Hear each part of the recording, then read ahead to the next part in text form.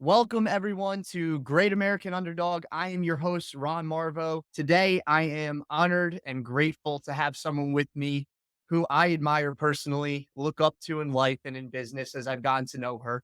One of the things that honestly has always stood out to me about her is her resilience, her courage, and her ability to always just speak what's on her mind and from the heart and get things done. She has an incredible story to share with us today about overcoming adversity and persevering through some really challenging times that I know most people would have trouble recovering from. But she has not only recovered, but thrived. She is the author of Kicking Karma's Ass. And in her book, she shares so many unbelievable stories of strength, resilience, and perseverance, all told with a twist of humor, which I really love. She is also the owner of Blue Diamond Construction. It's my honor and privilege to welcome Pat Miller to Great American Underdog. Welcome, Pat. Hey, thanks, Ron. Thanks for having me. It's so nice to be here. Good to see you. It's great to have you. We have so much to potentially go into today. And just to get started, really before we get into the book, I want people listening to really understand more about you, your character, and what shaped you. Let's go back really starting at the beginning with your childhood because it's so important, I feel, to who you are. In your book, you describe your upbringing as it's a well organized training event. Can you Right. share with the audience some insight into your background growing up in Jersey and growing up as, from what I understand, one of seven siblings and the youngest? Yeah. Yeah. So you hit the nail on the head there. It was a well-oiled machine. I'm the youngest of seven. I grew up in Bridge, New Jersey, which was very rural when I was younger. So it was a very drafty farmhouse. You had to fight for your food because I was, like I said, I was one of seven. So it was an interesting childhood. It kind of molded me for my adulthood. When you're one of seven, your parents kind of forget your name, honestly. So it was a farmhouse, like I said, and I grew up on a farm market. So my dad, who was actually a electrician by trade, he worked for New Jersey Bell. He was nice enough to take a local farmer. It was very rural back then. He took a local farmer's leftover produce and he said, "Could you sell this for me?" So he did. He sold out in a couple hours. So then he said, "Oh, I got something here. I got 9 mounts to feed." So that went into the next day, and eventually it was a farm market where I spent my childhood from the age of 5 all the way up until college, working that the entire summer Wow. from sunrise to sunset. And it was not easy. We had to get up, we had to go, and we had to pick up the local stuff. And it was a lot of work. And my dad was a very strict Italian father. Like, get up and earn your keep. Like, Dad, I'm died. And he's, that doesn't matter. Do you want to eat today? But that actually laid the base. That laid foundation for me, Ron. It actually taught me to how to deal with the public, how to keep a client happy, how to count money, how to deal with accounting. So it's interesting as I grew and got older, there was 4 boys and 3 girls. Okay. Okay. The boys totally turned against. They're like, we're going to work for somebody else. Right. Girls, right? All became entrepreneurs. And I thought that to be very odd, how all 3 of us became entrepreneurs out of our life experience of working on a Yeah. farm. So, it wasn't easy, but it's good. It's all good. It was tough, but that's who I am. That's how I became the personality that I am. If you Yeah. weren't heard in a family that large, you didn't eat, right? Right. It's just the way it was back in the 60s and 70s, but Sure. that's who I am. I was boisterous and outspoken, and that's how I grew up. So it was important for me to speak my mind.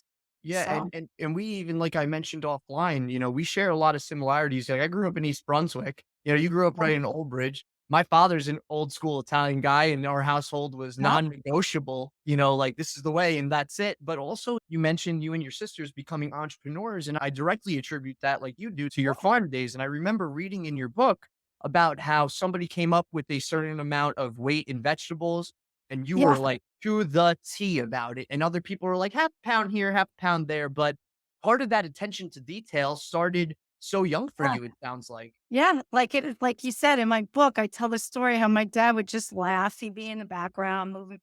fruits and vegetables, and you could try to question her, but she's going to be right. She's So gonna know. yeah, it was something that you pick up, you add a penny, divide it in half, you pick up the ounces. It's just all math. And then I went on to actually get a degree in accounting. How Yeah. funny is that? So it was good. It taught me a lot. It really did. It wasn't easy though. Everybody Yeah. thinks, oh, the farm life, it's easy, but it wasn't. It Well, wasn't also a easy. lot of times, like you mentioned, being one of 7 and being the youngest, and in your Yeah. book, you say it as well, where it's like, how do you get hurt? And I was only Yeah. one of 2, but my sister kind of spoke for me a lot of times where, like, if I wanted her attention, I'd be like, "Jeanette, Jeanette, Jeanette," and she'd be like, "What?" Like, she wouldn't listen to me, so it was so Yeah. funny. And she was But, your choice. I wish I yeah, had a sister like that because you have to understand when you have that many kids in a house, and we were poor.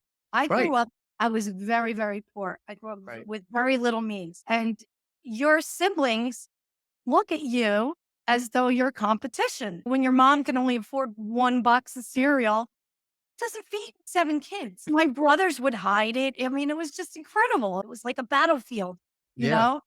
It's all good. I survived, of I course. came out the other side and, there's a lot of I'm sorries now, but whatever. Yeah, but at the end of the day, you wouldn't Yeah, trade it for the world. I know no, that because it no. made you who you are and it gave you such a great foundation, which takes me into my next question, which is what was relationships like with mom and dad? And how did those relationships with mom and dad, being the youngest and getting yourself heard, how did that ultimately help you later in life? Well, that's a good question because my mom had so many kids. Like I said, we're going back to the days where they didn't have throwaway diapers. They didn't have throwaway bottles.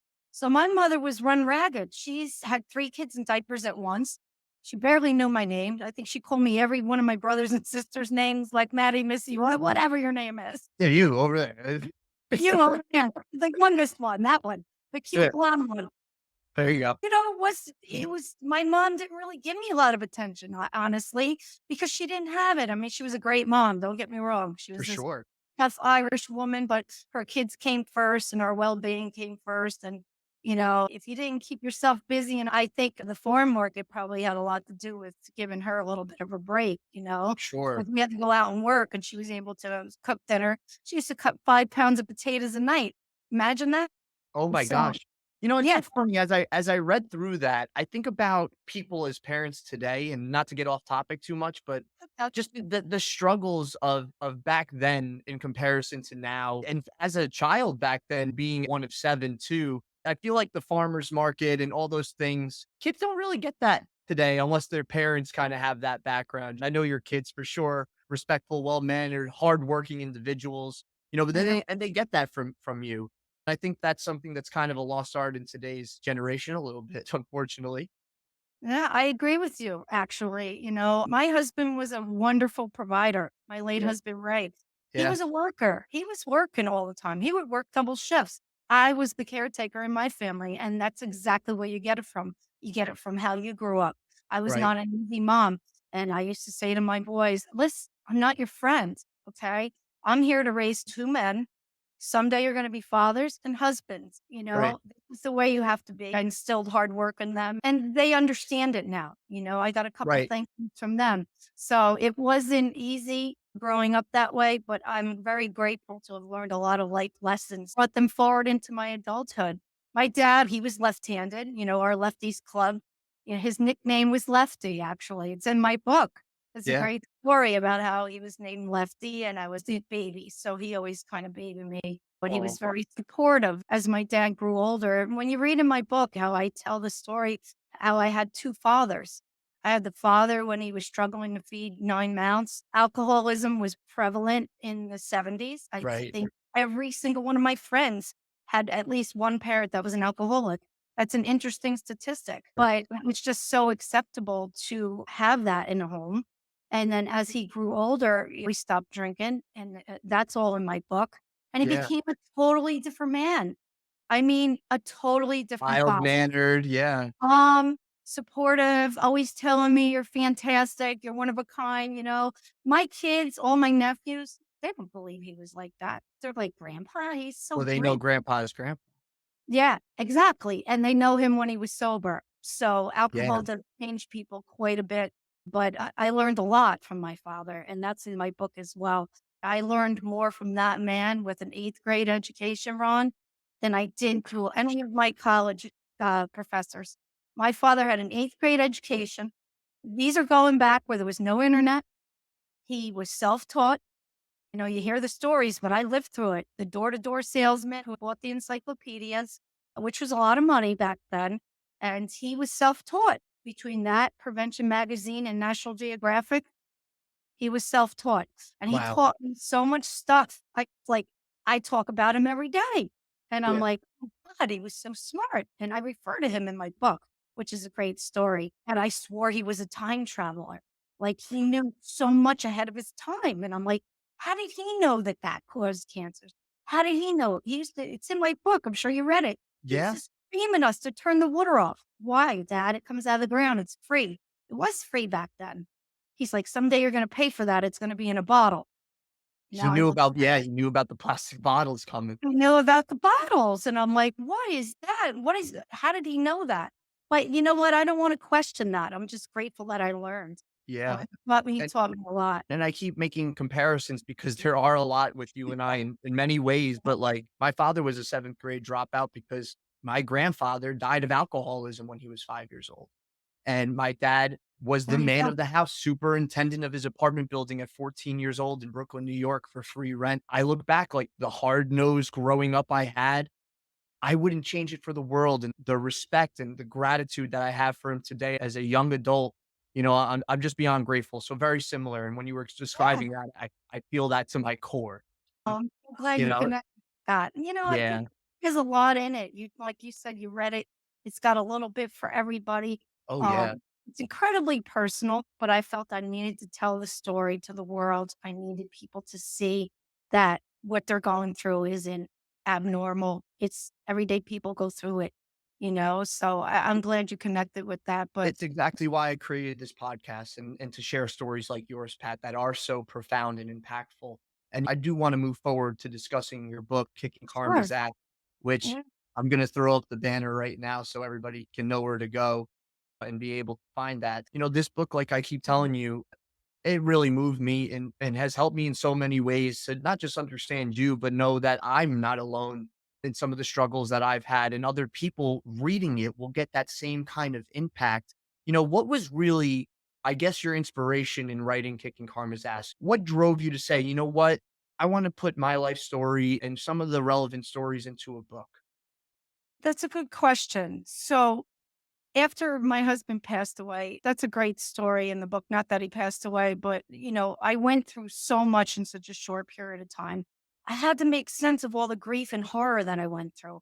I Right. describe a little bit, I'm sure you read it, but there was a lot more that I experienced. I lost my brother, my mother, my father, my husband in 3 years. Right. And I was kind of like, swatting a fly and they're just spinning around, right? And I was like, I got to make sense of all this. And I just started getting into, meditating and figuring it out. And I'm like, I have to put this in writing. And believe it or not, I had a dream and my late husband came to me and writing a book was always at our dinner table. Because Wow. construction's a crazy world. And I Yeah. used to look at my husband and say, I got to write a freaking book. It's just crazy. Like nobody would believe this goes on. It's an insane industry. And it came to me in the dream and he said, Patty, write the damn book. So I woke up, and the weird thing is, I don't know if people believe in coincidences. My sister came to dinner, and I think you read this as well at Christmas time. And she's very calm. She's always been very spiritual and open to the spiritual realm, so to say. And she said, Oh, I had a dream last night. And I'm like, yeah. And I was kind of nervous. I'm like, Oh God, what is she going to say? Right. Right. So she goes, Your husband was in my dream. I go, Okay, what did he say? Yeah. And she said, He told me to tell you to write the book and you would know what he meant. Oh my gosh. Yeah. So I go, All right. So I guess I'm writing a book. So I had a lot of notes taken, believe it or not. I was taking notes along my journey. And I said, All right, I got to write this book. And honestly, I wrote the book to inspire people. Transformation's not the end of the world. When you're going through something major in life, it's not the end of the world. It's scary. Of course it's Yeah. scary. new. It's all new. You should be afraid. It's new. People are so used to their everyday schedules and doing the same thing over and over. But I just said, I got to write this book. I have to tell my story and touch people. And honestly, I'm just overwhelmed by the response from people 18, 20, 35, 50, 75. I get emails, I get messages. It's just, I'm Yeah. overwhelmed. And I'm so happy that I did write the book. And, Ron, I say this all the time when I talk to people. I say, I look back and it feels like it was 5 minutes, right? It was Oh, almost a year. So when it becomes that effortless, you know that it was supposed to be, right? yeah, that it was definitely It's meant to meant to be. be. Yeah. Yeah, and like you say too, everything happens for a reason, something that I believe in genuinely and being a spiritual person as well. Yep. It's not just that the fear element that we all have, Patty, that's in there and showing people that it's okay because these situations happen to a lot of people out there. But what I really found so profound for me and impactful is the courage element. The way that you saw fear and the adversity element and still pushed forward and kept moving forward, like the Rocky quote we both believe in and Oh, know. I love that quote. Yeah. Yeah, that's something that I feel to my core. And not everybody has that strength, but sometimes they find it when it's their only option, right? And I Yeah. want I want to flip now to karma a little bit because I'd known a little bit about you obviously from our previous, interactions and a little bit about Ray. But when I read the title of Kicking Karma's Ass, like kicking karma's ass, I'm like, isn't karma something you get rather than you kick its ass? And I understand now after I've read the book, but for the audience, can you discuss the concept of karma and really what it means Sure. to you personally? And what do you mean exactly when you say kicking karma's ass? That's another great question. So that was a well thought out title. When I was going through everything that I went through, all the adversity, all the horror stories, and then when I started writing the book, my publisher said, "What do you want to call the book?" And I said, "Well," and then we started talking about karma. So karma, a lot of people believe, and I do to a certain extent, Yeah. that you do bad, you get bad, right? Oh, it's all negative. Oh, wait until karma gets him, right? People say that a lot. You know, but I look at the way I told my story, I brought people through the journey of me rebuilding my life on the positive side of karma. So I started looking into karma and what it is. And I'm honestly going to tell you, I thought I did something wrong. I'm like, why did all this stuff happen? Why did I have such a difficult childhood? There's Yeah. so many stories in that book that I would love for people to read. Case law that I changed, wrongful death clauses. I mean, it just goes on and on and on. I actually thought I did something wrong. And then I was contemplating, well, if all this happened to me because of a past life karmic debt that I had to pay off, because that's very Right. common. People say you bring forward past life karmic debt. Yeah. Your I ancestors said do. to myself, well, if that's true, I'm going to kick karma's ass then. Yeah. So if all this is happening to me because of a past life karmic debt, then I'm not going to stand for it. I'm going to kick karma's ass and I'm going to do it with positive transformation. Putting positivity out into the universe, you get positivity back. I truly believe that. I really do. 100%. I do. I believe that we are exactly where we are because of our reactions to our experiences in this life. And that's a very deep statement if you think about it. We all Yeah. have choice. We all have choice to react to what happens to us. Trust me, Ron. It would have been a lot easier for me to roll up in bed. Yep. And you discussed that in the book. Yeah, I discussed it in a book, and it would have been wonderful to just say, I'm taking off. I canceled the year. I'm going to do that. But I had Yeah. no option. Well, the universe had other plans for you because, like you said, you had compiled, in my opinion, so Mhm. many great deeds throughout your life that you had done for others, so selfless. And I think karma came back in a positive way to you. Although at the time, and we'll get into this maybe later, although at the time it might have been looked at as a negative when you had to go back to the job site shortly after Ray's passing, turned out to be one of the biggest blessings for you ever. Yeah. And And you never know what the universe one thing I learned from you is, like, the universe is gonna give you things, go with it. Go with that flow at times, because if you are putting positivity out into the universe, nothing's by mistake, and it's happening for a reason. And you say in the book at one point, how people treat you is their karma and how you react is yours, which I thought was a super thought-provoking phrase. Can you explain what that kind of means to the audience as well as we dive more into karma? Yeah, that was a pivotal that's actually a quote from Wayne Dyer. Oh, I follow him a lot. it's great. I encourage everyone to follow him. He does have some podcasts or some YouTubes. But anyway, that's exactly how I felt. And I used that to rebuild my life. I'm not going to be defined by how other people act. Yeah. Everybody, like I said earlier, everybody has choice, right? We all have choice. Sometimes life makes choices for you, Mm, and it turns out to be better than you ever thought. Look what happened to me, right?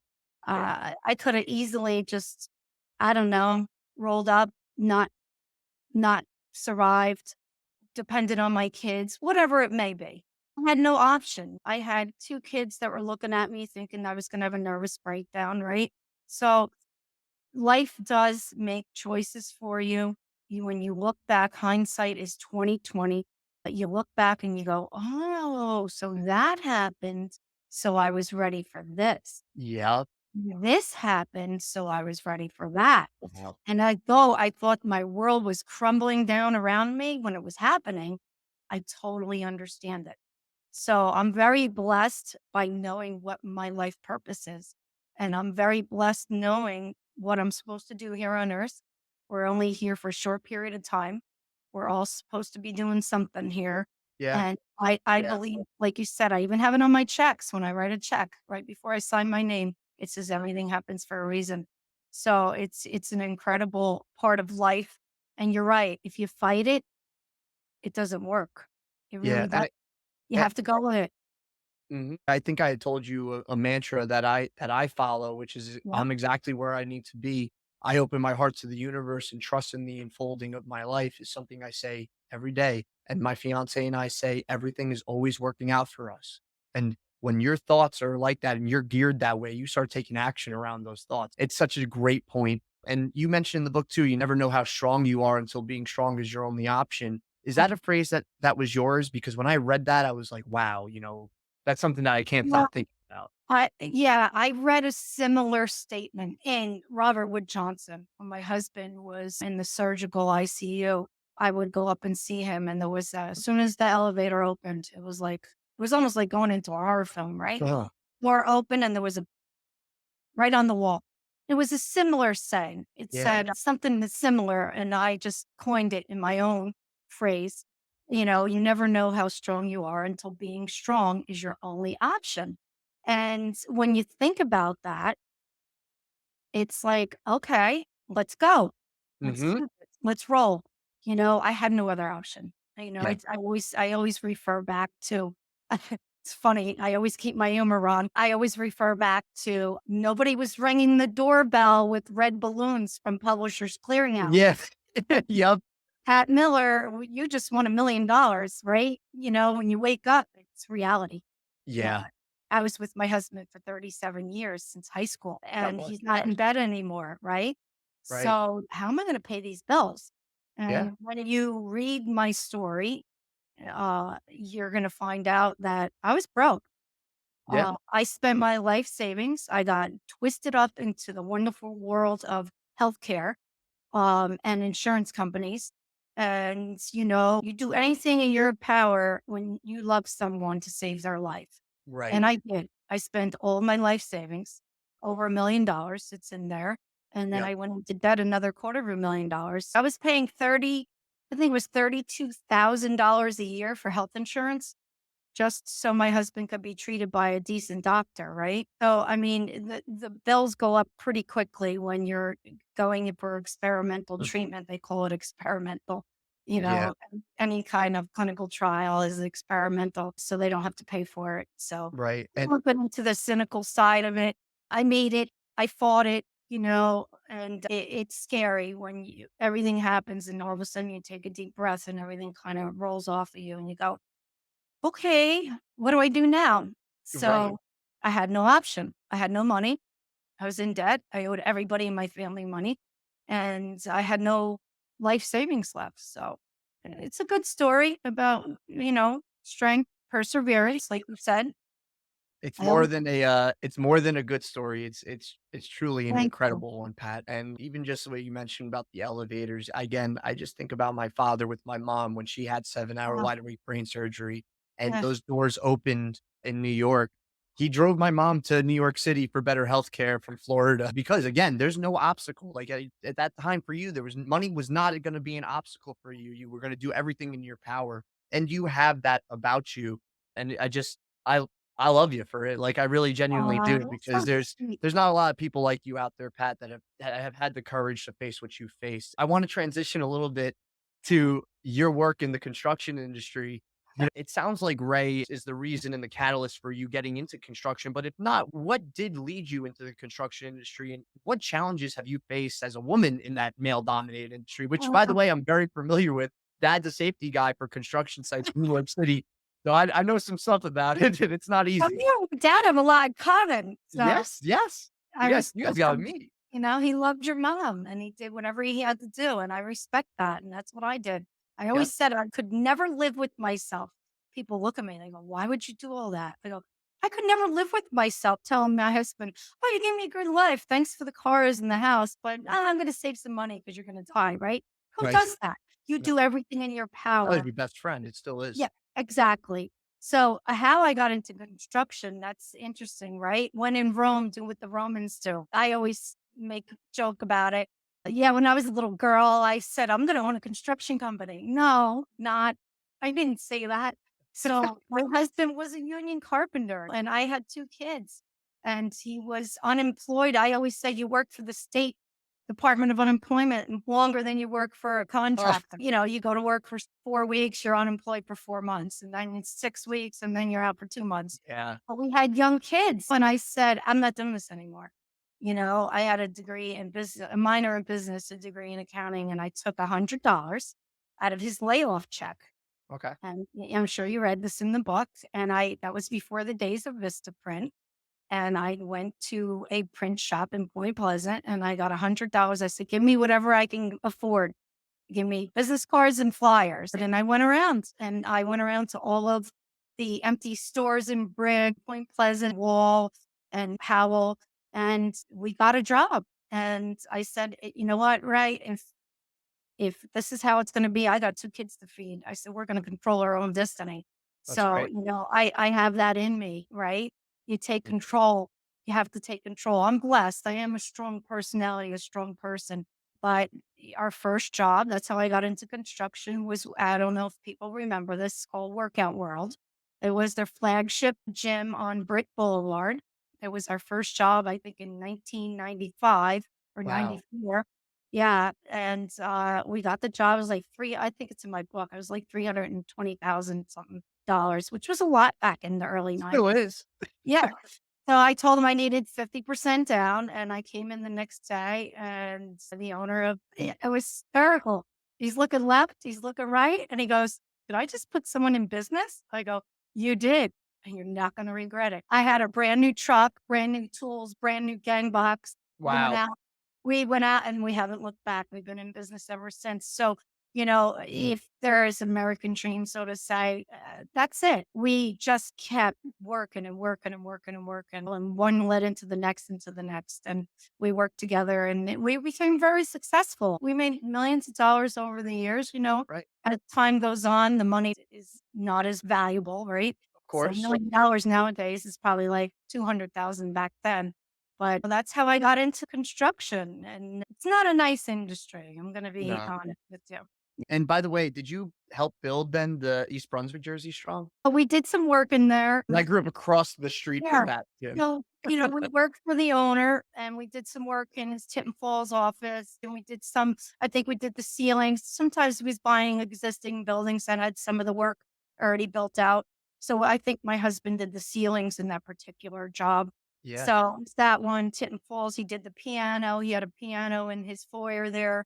And when you walked into the Tipton Falls workout world, and I think there was a couple other ones. There was one in Yeah. Freehold. Yeah, they're called Jersey Strong now, Yeah, but it was your first real job in oh, construction, and it was the catalyst that springboarded you to other yeah, it's opportunities. true. Yeah, so Yes. most of the time when you part ways, it's because they didn't pay you. right? Right. So it's a tough industry. People like to steal your money. And then talk to me a little bit about being a woman in the male dominated industry of construction, right? Like you definitely forged your name in there. Yeah. People know who I am. It's funny stuff. But when you read the book, and I encourage people to read the book just for the characters that I put in here, I do touch on a few of the characters in construction, and boy, are they interesting fellas. It's not easy. You have to be strong, you know? Right. Real estate on a job site is important. If you don't stand your ground, you lose it. So, everybody's trying to get the job done. Time is money. So you have to constantly try to wedge your way in there and get your job done before everybody else takes it all apart. So I've been doing okay. My husband prepared me a lot. That's in my book as well. He had a sixth sense, so to say. But the industry's tough. I always tell everybody, "What do you do for a living?" I sling studs and I keep men's hands out of my pocket. Right, right, right, Yeah, so that's an interesting part of my book, but it's so true. God rest my oldest brother's soul. He was a real estate guy and he right. sold real estate and he did commercial. And he used to say to me all the time, Ron, Patty, that's a tough industry you're in. The worst of the worst is developing commercial buildings. And I used to say, "Tell me about it." So, well, you just have to stay on top of your money. You can't let them go too far. It's a balancing act. You have to be nice, but you have to be strong. So you can't let them go too far. You can't let them get ahead of you with your money. Then you're upside down. One job can put you out of business. Really can. Right. Yeah. Yeah, because if it for whatever reason goes south and it's something that might be Yeah. out of your control, now all of a sudden it gets pointed back at you for some reason. You know, Yeah. Well, I tell everybody the same thing. They think you just make a lot of money, right? Oh, she's in construction. She makes a lot of money. Every single time I do yeah, aerials to a job, I have to sign my house on the line. right, There was nothing in construction that is now guaranteed except personally. You have to personally guarantee to pay all the materials. And I understand it. These guys want to get paid, but it doesn't just come based on, oh, it's a job. If you don't get paid, it's on the job. It's not like that. You're personally responsible. You have to sign a personal guarantee. So earlier today when we spoke, right? No yeah, risk, no reward. So yeah. there's risk in everything and you have to stay on top of it. It's very important to keep track of your money. Yeah.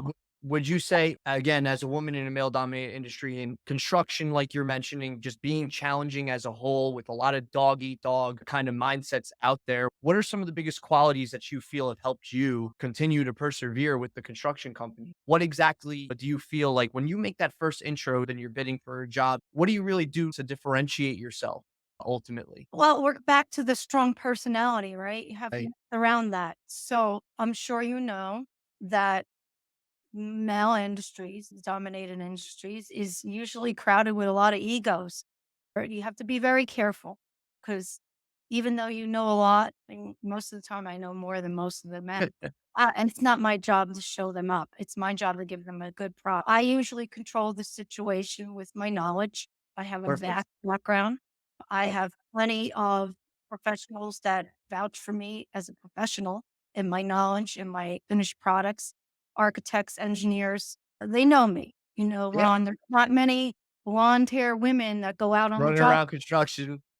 blueprints out, snapping the lines. Yeah. Yeah. I love I mean, it's come a long way. And I always say I'm blazing a path for the last 30 years for the next generation of women. When I started out, there was hardly any women in construction. Oh, yeah. It was, hey, sweetheart, get me a cup of coffee, you Like, know? I'm not here to get you coffee. I'm here to build this Yeah, site. and I was a lot crazier back then, so I Sure. think believe it or not, I'm a lot calmer now. But, I don't have anything to prove. I take very good care of my clients. I understand that time is money.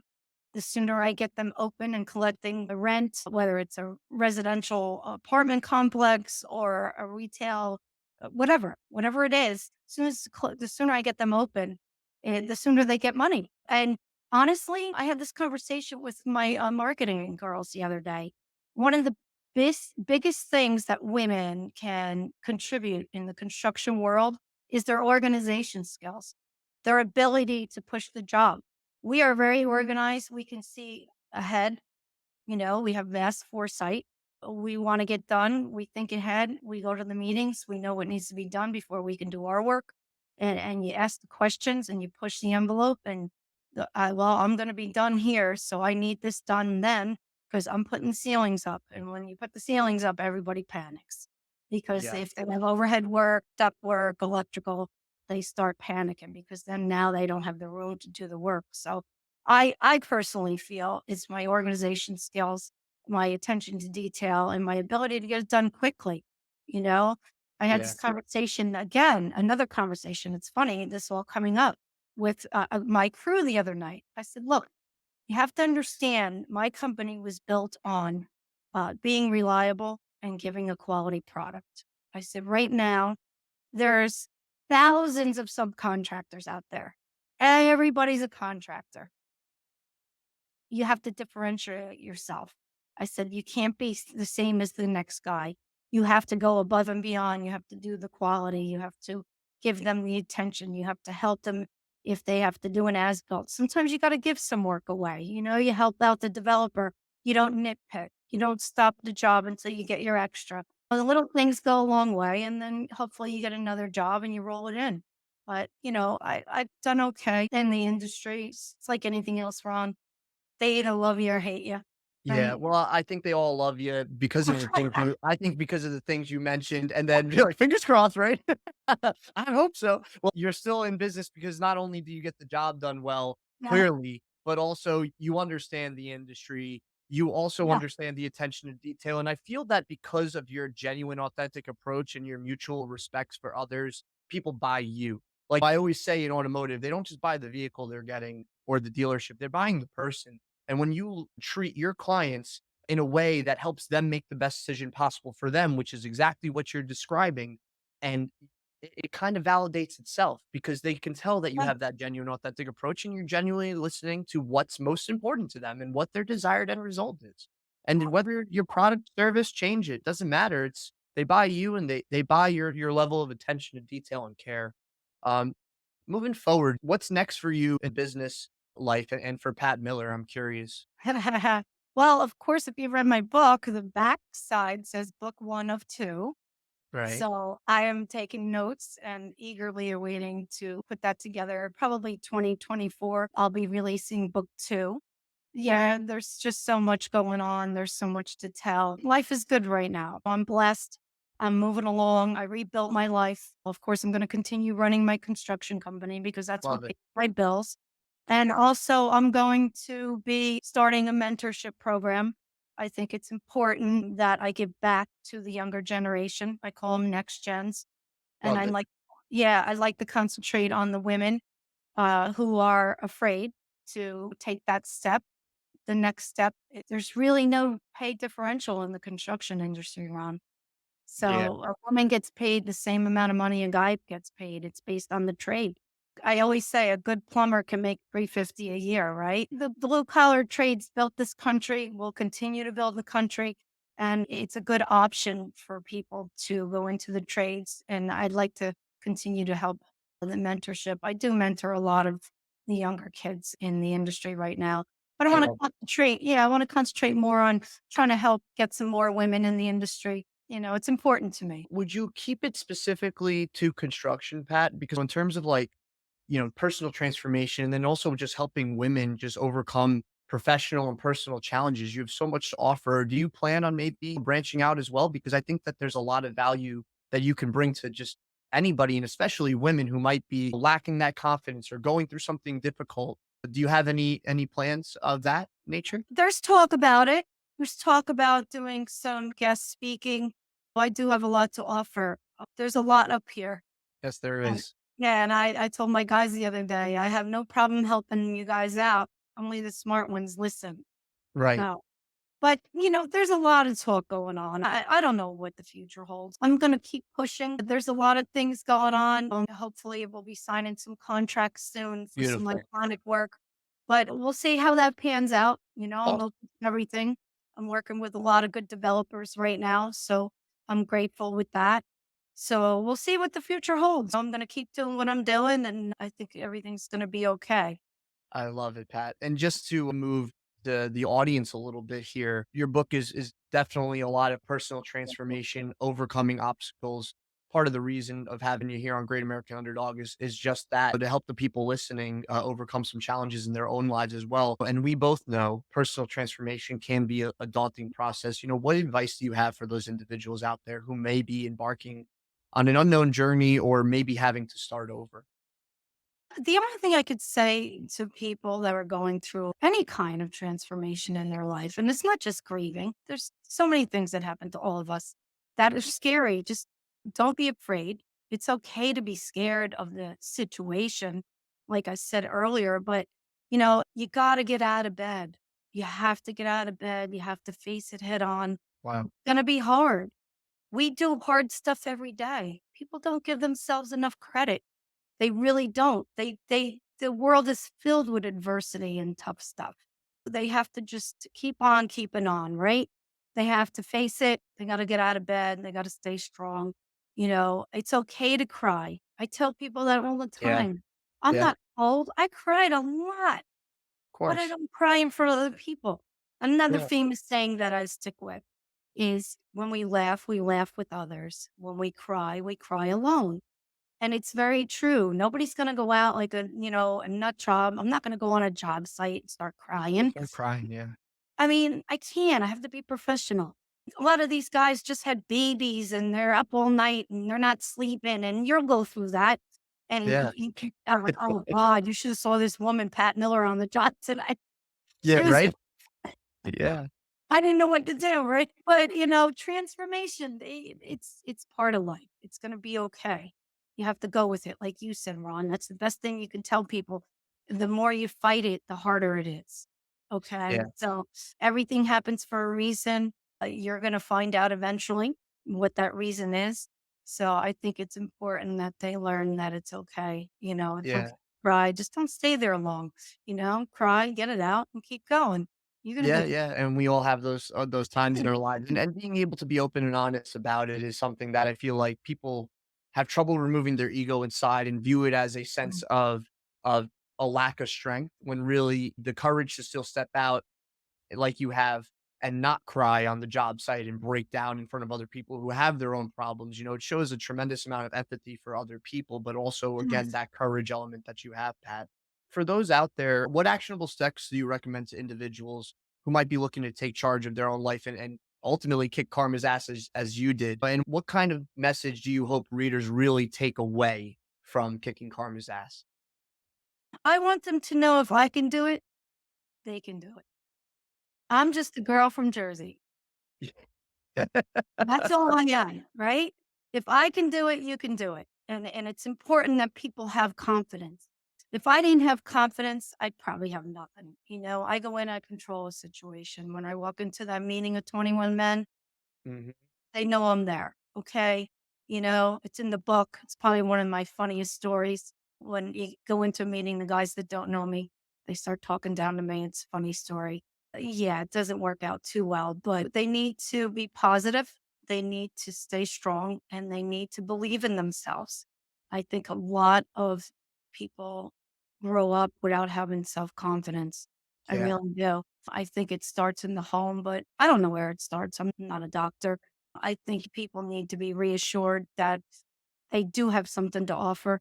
They are important, right? Everybody has a skill. You just have to find out what your skill is and see how you can integrate it into the world to monetize it, right? Well, there's so many ways to make money. I laughed about that story. I never made the book. My mom's next door neighbor was a billionaire in Florida. Guess what he did? He sold feathers. Well, He feathers sold again. Start. feathers. You know what he used? He sold feathers for all the shows on Broadway and stuff, and Wow. I was like, that's so interesting. How do we get into something like that?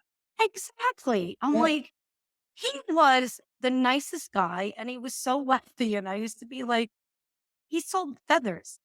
Like, he would Yeah. import feathers from Africa and all over Australia, and he would sell them to the people who made the costumes for Las Vegas, all the shows, and, all those little stories, Ron, are in here, Yeah. right? So I say to myself, I was like 14 years old when I met that man. I'm like, this guy can be a billionaire selling feathers. I Can can. do it, right? Yeah. And Uh-huh. then doing a little bit of, you know, a little digging around, and it's like, all right, so the guy who invented the zipper is sitting on a beach somewhere, Yep. right? Little Yeah, of course. guy who did the rivets on jeans is a quad billionaire, right? So it's like, Mhm. Or like the pet rock guy, whoever did that had put a rock in a box and sold it to a bunch of people. Even something as silly as that. But I think that the real underlying lesson there for the audience is have the courage to go out and try. And you never know if you're willing to try and you're confident or courageous enough, you're gonna eventually find your purpose. And in our business, we discuss, making a difference and the dollars follow. Like, a lot of the younger generation today, I feel like is so driven by the instant gratification piece and the transactional mindset, and really it's the relationship mindset and making a difference first, and whatever that might be for the individual, like you said, it could be feathers, it could be rocks, the it could be the anything. zipper, but if you're not willing to go out and try, you won't find out, and if you don't make a difference, that byproduct, money being the byproduct, doesn't happen for you. So, it would Ron, sound like you agree on that. I couldn't have said it any better. Money is just a byproduct of your hard work. And Amen. when you don't concentrate on it, is an old saying. Here we go with my dad again. Mind your pennies and your dollars will fall into place. Just Mm, live your life and work hard. And he always taught me, because he lived through the Great Depression, sure. right? We're in the 20s. He knew how to get through it, right? So he would teach us. So I guess I'm in my late 50s. Okay. I'm holding on tight, but I, I don't believe that. I've brought my company through 2 recessions, 3 Right. recessions. So you have to reinvent yourself. You have to go with the current ebb and flow of the current. I'll give you an example. I don't know if you could follow that. Years ago, 95% of our work was retail construction. We Okay. used to all retail fit outs. Guess who comes along? Amazon. We made a lot of money doing retail fit outs. Black Friday, they would spend money, throwing money anywhere. We have to be open for Black Friday. We don't Wow. care. The Old Navy would spend $2 million on overtime as long as they were open for Black Friday. Well, Amazon comes along and, the brick and mortar is not so important anymore. Right. So where they used to spend $1 million. Now their fit outs are like 100,000. They're just putting lipstick on a pig, right? Paint this, paint that, just reuse this, reuse that. So Yeah. you have to change, you have to morph, you have to reinvent your company. I've Pivot. done it plenty of times over the years. It's just like people with transforming their life. You have to reinvent your life. So Yes. when in Rome, do what the Romans do, right? So I took a look at the current economic factors and I looked at my husband and I said, looks like we're going to be doing a lot of medical. So we started doing medical facilities. So we built a lot of the medical facilities that people use in our area. We built a freestanding emergency room in Point Pleasant. We did a lot of DaVita dialysis. We did a lot of dental. We did a lot because Amazon was killing the retail industry. So I Right, of had to course. reinvent myself, right? So you Mhm. have to reinvent yourself. So you have to constantly evaluate yourself as a person and in your industry, and you have to see what's working and what's not, and and always make changes. You have to constantly make changes. It's just part of it. But I think I got off a little bit on that subject, but it's No, that's important. okay because it's Yeah, still it's relevant. important. But my dad told me that during the depression, and I'd say, "Oh my God, Dad, retail is dying. What do I do? I got to start. Maybe I should be a plumber, right?" And he's like, "Abby, you only make your money, you gotta stick to what you know. Yep. Stick to what you know, Be and resilient and look for the keep next on thing. doing it." Yeah, he told me you make your most money when you use the industry that you have the most knowledge in, and that's a good story in my book as well. We'll circle back to that story, how my husband prepared me for Right. that. To me, blew my mind how he would make me sit at the table and learn how to bid. Yeah. Um, how it's a good story, right? Mhm, So, 100%. Oh my gosh. most of the men in my industry don't know how to bid. No. They look at me like they have 3 heads, Ron. Yeah, You they're know, shocked. you do the job, you do it yourself? You don't Mhm. send it out to an estimating firm? I go, "No." I said, "I sit and I take it apart, and when I'm done with those drawings, they're marked up, they're highlighted. When I get the job, I hand the drawings to my foreman, and they know exactly what I picked up and what's in the contract. I think a lot of people, once they go through that transformation and they become somewhat of a high performer or start having more high performing habits, they tend to realize like, oh, I could have done this all along. It wasn't as daunting as I thought it made it out to be in my mind. But again, it goes back to that confidence thing to be able to put yourself in a position to go and learn that knowledge, kind of have a little bit of a burn the boats mentality if things have happened in the past where you leave things behind you to move forward on something else. Like I started my entrepreneurial journey, like I told you, from Audi, and I Yeah. had to have that burn the boats moment. And in the times where it's been challenging for me as an entrepreneur, I go back to remembering my why and why I started in the first place. And I just keep pushing forward. So, That's you great. know, yeah, Ron, thank you. I often applaud the younger generation. I think you're one of my son's ages, good 32. for you. Yeah. Thank you. My son's, good for you. You figured it out. Thank You you. know, I say to myself, oh God, why did it take me so long to Well, figure I'm this still out? figuring it out. Now I'm just still, laying the brick at a time and, and going forward day at a time. Once again, my father was an amazing man. He always said to me, when you're done and you're older in this life, you're going to reflect back and you're going to realize that the best times in your life were when you struggled the most. Right. When you actually struggled and you persevered and you accomplished, it's a great feeling.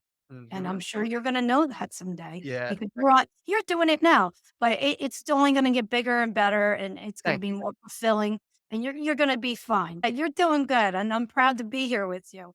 But, I'm a lot of I'm great glad to. stories in the book. Look, the book is happy, it's funny, It's sad. fun. Oh my gosh, the dating stories too, that's a whole other piece. I'm excited for people that are gonna listen to this and then ultimately go and buy your book, which is Kicking Karma's Ass. Thank you. Unbelievable stories of strength, resilience, and perseverance, all told with literally a twist of humor. And it's so good, it's raw, it's authentic, it's totally Pat Miller. Pat, I am so genuinely grateful for your time today. You've been not Thank only you, Ron. gracious with your time, but you have the courage to share that story with the world like we Yeah. discussed, and this is gonna be so inspiring for people, especially as you go towards your next book. As we close out right now, I'm just curious, Pat, where can people go purchase Kicking Karma's Ass or find more information about you, Blue Diamond Construction, and ultimately connect with you? Oh, well, that's easy, right? So you can always find the book on Amazon. So Perfect. it's on Amazon, soon to be on Apple, not quite yet. We're working towards Apple and Barnes and Noble. But I have a website, kickingkarmasass.com.